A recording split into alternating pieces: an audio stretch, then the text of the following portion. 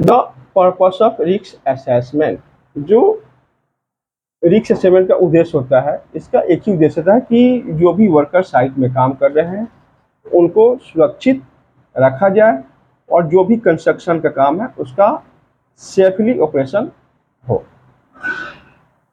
फिर कहता है 5 स्टेप ऑफ रिस्क असेसमेंट। तो 5 स्टेप रिस्क असेसमेंट क्या होता है? इसको सिंपल में हम बोल सकते हैं IIERR। Identification of hazard, identification of the people may be get harmed, evaluate the risks associated with the tasks, record the significant finding, and review and update necessary. Review and update necessary finding and things. उसके बाद आ गया, हम इसके बारे में details में बात करेंगे। इसके बाद आ गया the risk control. Risk control जो मेजरमेंट है वो 5 चीज है। एलिमिनेशन, कैसे किसी भी चीज रिस्क को कंट्रोल किया जा सकता है। तो सबसे पहले एलिमिनेट, अगर कोई चीज डेंजरस है उसको वही एलिमिनेट कर दो, उसका बैरियर लगा दो, वो एलिमिनेट कर दो, उसको बिल्कुल हटा दो, बंद कर दो। सब्स्टिट्यूट मतलब उसके बदले में कोई दूसरा अगर ऑप्शन है तो वहां उस चीज को हम अरेंजमेंट कर सकते हैं, उसको यूज कर सकते हैं। तीसरा है इंजीनियरिंग कंट्रोल। कुछ रिस्क है जहां बिल्कुल इंजीनियरिंग प्रोसीजर, जो इंजीनियरिंग मेथड है उसको ही यूज करेंगे। चौथा है एडमिनिस्ट्रेटिव कंट्रोल। एडमिनिस्ट्रेटिव कंट्रोल मतलब कि उसको एस्कोल्ट करना, वार्निंग लेटर देना। और पांचवा चीज है PPE, personal protective equipment, like hand gloves, helmet, shoe, बहुत सी चीजें हैं। अब पढ़ेंगे management of change. Management of change क्या होता है कि कोई कंस्ट्रक्शन का प्रोजेक्ट चल रहा है, वो कंप्लीशन हो गया, फिर दूसरी मैनेजमेंट आ गई, या हमारा जो वर्कर है दूसरे कंपनी में गई सप्लाई में, तो वहाँ बहुत से चीज़ें आती हैं। या हमारे कंस्ट्रक्शन साइट में कोई सब कॉन्ट्रैक्टर हायर हुआ किसी स्पेशल काम को करने के लिए, तो यहाँ क्या होता है इस चेंजों में कि मैनेजमेंट चेंज मिलता है, या हमारा वर्कर्स किसी दूसरे कंपनी में जाए, या दूसरे किसी सब कॉन्ट्रैक्टर का या सप्लायर का वर्कर हमारे कंस्ट्रक्शन में आके काम करे, तो यहाँ उसके लिए मैनेजमेंट चेंज होता है, इसी को बोलते हैं। तो वहाँ कहता है कि इम्पैक्ट ऑफ चेंज, जब वो आते हैं तो वहाँ बहुत सी चीज़ें उसको देखने को मिलती है। जो वर्कर्स का कल्चर है वो बिल्कुल बदला हुआ मिलता है, वहाँ लेवल ऑफ सुपरविजन अलग होता है, रिस्क असेसमेंट वहाँ अलग होती है, वहाँ की जो मैनेजमेंट है, लीडरशिप, कमिटमेंट, वो अलग होती है, सेफ सिस्टम ऑफ वर्क वो बिल्कुल अलग होता है। तो ये भी सभी चीज़ें, बहुत सी चीज़ें प्रभावित करती है ये मैनेजमेंट ऑफ चेंज में। सेफ सिस्टम ऑफ वर्क, आप देखेंगे safe system of work. Safe system of work क्या होता है? Safe system work detail examination of work होता है। इसमें हम देखते हैं कि कैसे हम इम्प्लीमेंट करें कि जो भी हमारा वर्क प्लेस में काम हो रहा है वो बिल्कुल सेफ तरीके से हो। तो पहला चीज है वर्कर इन्वॉल्वमेंट। अगर किसी भी वर्क प्लेस में सेफ सिस्टम वर्क अगर इम्प्लीमेंट करना है तो वहाँ जो भी वर्कर हैं उनको इन्वॉल्व किया जाए, वहाँ कॉम्पिटेंट स्टाफ को रखा जाए, जो वर्कर्स को टाइम टू टाइम सेफ्टी के बारे में बताए, उनको मोटिवेट करे। उसकी रिटेन बहुत सी चीज़ें हैं, बहुत से वर्क है जिसका रिटेन प्रोसीजर होता है। अगर रिटेन प्रोसीजर के में हम काम नहीं करते हैं तो वहाँ एक्सीडेंट का चांस ज़्यादा बढ़ जाता है। तो बहुत से वर्क हैं जहाँ रिटेन प्रोसीजर के हिसाब से ही काम किया जाता है और करना चाहिए, अदरवाइज सेफ्टी एक्सीडेंट का चांस मैक्सिमम बढ़ जाता है। जो प्रोसीजर है,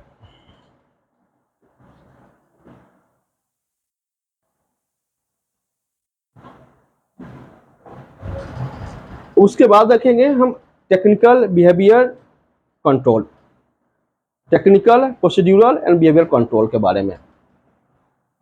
जो टेक्निकल कंट्रोल है, जैसे किसी भी वर्क प्लेस पे बैरिकेड कर देना, ये एक प्रकार के टेक्निकल कंट्रोल के अंदर में आएगा। प्रोसीजर, हर एक काम का एक प्रोसीजर होता है। अगर प्रोसीजर के सिस्टम से होता है तो सही है, अगर प्रोसीजर के हिसाब से नहीं हुआ तो सही नहीं होता और कहीं ना कहीं मिस्टेक होने का चांस होगा और वहाँ सेफ्टी का चांस ज़्यादा बढ़ जाएगा। तो बहुत से वर्क है जहाँ एक प्रोसीजर एक सिस्टम में चलता है, तो उसे ही बोलते हैं प्रोसीजर कंट्रोल। अगर उस प्रोसीजर के हिसाब से होगा तो उस वर्क को हम कंट्रोल और वहाँ की सेफ्टी को कंट्रोल कर सकते हैं। अब बिहेवियर कंट्रोल, बिहेवियर मतलब होता है, ये बहुत बड़ा चीज़ है। बिहेवियर मतलब कि हम वहाँ के जो वर्कर्स हैं कैसे बिहेव करते हैं सेफ्टी के प्रति। तो इसके लिए उनको safety time to time training दिया जाता है। उनको ये बताया जाता है कि अगर इस कंडीशन में हमें कैसे बिहेव करना है। उसके बाद developing safe system of work. अब बात करते हैं developing safe system of work. किसी भी वर्क प्लेस पे सेफ सिस्टमों को डेवलप कैसे किया जाए, इसके लिए एक चीज बनाया गया है SREDIM, SREDIM। तो अगर हम SREDIM को फॉलो करते हैं तो सेफ सिस्टम वर्क हम ऑटोमेटिक फॉलो कर लेंगे। तो डेवलपिंग सेफ सिस्टम वर्क, अगर किसी भी वर्क प्लेस पे सेफ सिस्टम वर्क डेवलप करने के लिए हमें SREDIM को फॉलो करना पड़ेगा। तो S से हो जाएगा सिलेक्ट द टास्क, R से होगा record the step of the work, E से होगा इवैल्यूएट द टास्क, D से होगा develop safe system of the work, I से implement safe system of the work, M से monitor the work, the safe system of the work. चौथा हम देखेंगे permit to work system. ये maximum hot work के लिए किया जाता है। और हॉट वर्क क्या होता है? Work at the height, confined spaces. तो ये मैंने 2 उदाहरण दिया। इसके अलावा बहुत सी चीज़ें होते हैं जहाँ वर्क, ये उसके बाद वेल्डिंग वर्क्स, यहाँ भी हम परमिट वर्क सिस्टम यूज करते हैं। और दूसरा चीज़, जो भी वर्क हमें डेंजर लगे वहाँ हम परमिट वर्क यूज कर लेते हैं। जो मेन होता है वर्किंग एट द हाइट, उसके बाद कन्फाइंड स्पेसेस एंड द, जो भी डेंजरस वर्क होता है वहाँ हम safety permit work system work करते हैं। तो परमिट के 4 चीज होता है: इश्यू, रिसीप्ट, कैंसिलेशन और क्लियरेंस। परमिट के 4 भाग होते हैं। जो फर्स्ट पार्ट होता है उसमें पूरा किस डेट में काम शुरू करना है, उस काम का नेचर क्या है, उसके बाद वो उसका सुपरवाइजर का नाम होता है, उसका सिग्नेचर होता है, टाइमिंग होती है, पूरा सब चीज़ होता है। उसके बाद ऑथराइज पर्सन उसका सिग्नेचर करता है, उसके नाम पे वो चीज़ इशू हो जाती है। फिर उसको सेफ्टी अफसर जो होता है उसको प्रॉपर जाकर चेक करता है, प्रॉपर चीज़ अरेंजमेंट है कि नहीं। जो परमिट वर्क है प्रॉपर अरेंजमेंट चेक करना होता है कि जो डेंजरस वर्क है उसके लिए प्रॉपर अरेंजमेंट है कि नहीं। प्रॉपर अरेंजमेंट अगर है तो परमिट के हिसाब से काम चालू होगा, अदरवाइज वो परमिट कैंसिल हो जाएगा। इमरजेंसी प्रोसीड्यूर मैक्सिमम हम देखते हैं ये चीज़ें कंस्ट्रक्शन साइट पे ये फायर डील किया जाता है।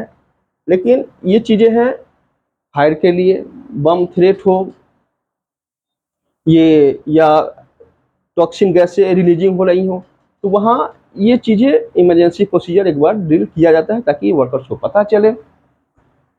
तो इमरजेंसी प्रोसीजर में क्या होता है कि सबसे पहले एक अलार्म बजाया जाता है। वहाँ सबको ऑलरेडी पहले ट्रेनिंग होती है कि अगर अलार्म बजे तो सेफ सिस्टम ऑफ जो एग्जिट है वहाँ से आए, एक असेंबल एरिया में खड़ा हो जाए। फिर उनकी लेबर्स की हेड काउंटिंग की जाती है और फिर इंश्योर किया जाता है कि सभी लोग पहुँच गए। अब बाई चांस कोई अगर वर्क प्लेस में छूट गया, फिर उसके लिए एक टीम जाती है, सर्च टीम, वो उसकी खोजती है, एम्बुलेंस का अरेंजमेंट किया जाता है और जो भी फाइंडिंग होता है उसको जो भी उसके आग में या गैस उस चीज़ के लपेट में आता है उसको हॉस्पिटल में भेजा जाता है। तो ये अब फिर उसके लेबर्स को बताया जाती है कि ये ऐसे कंडीशन में हमें ऐसे रिएक्ट करनी चाहिए। तो ये वीडियो तो लंबा हो गया, आप लोग को अच्छा लगे इसको लाइक कीजिए और शेयर कीजिए। Thank you.